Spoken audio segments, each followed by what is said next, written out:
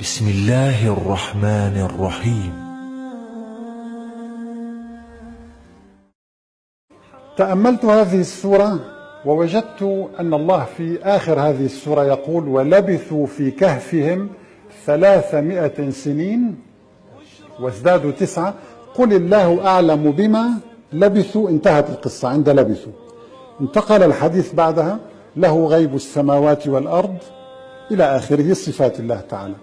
وفي بداية القصة يقول تعالى: لنعلم أي الحزبين أحصى لما لبثوا أيضا أمدا نحن نقص عليك نبأهم بالحق. هنا بدأت القصة.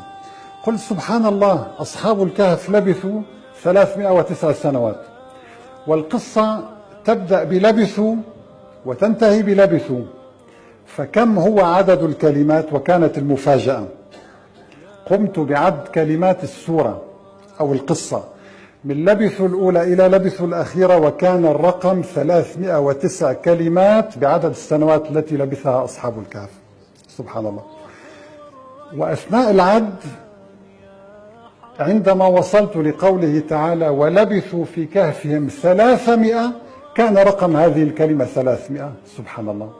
بالله عليكم، هل يمكن لمحمد عليه الصلاة والسلام أن يؤلف لنا قصة ويضبطها بهذا الشكل البلاغي الرائع، ويأتي عدد الكلمات من لبثوا إلى لبثوا يساوي 309 ما لبثه أصحاب الكهف؟ إن هذه المعجزة ترد على كل ملحد يدعي أن هذا القرآن كتاب بشر.